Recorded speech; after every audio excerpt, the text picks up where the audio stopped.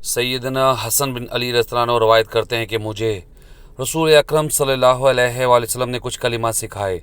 تاکہ میں ان کو وطر میں پڑھوں۔ اے اللہ تو ہدایت دے مجھے ان میں داخل کر کے جن کو تو نے ہدایت دی،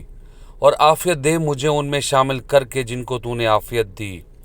اور میری سرپرستی فرما ان لوگوں میں جن کی تو نے سرپرستی فرمائی، اور برکت عطا کر میرے لیے ان چیزوں میں جو تو نے مجھے عطا کی، اور بچا مجھے ان فیصلوں کے شر سے جو تو نے کیے،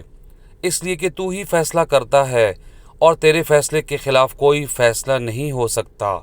حقیقت یہ ہے کہ وہ ذلیل نہیں ہو سکتا جس کا تو دوست بن جائے، اور نہیں معزز ہو سکتا وہ جس سے تو دشمنی کرے۔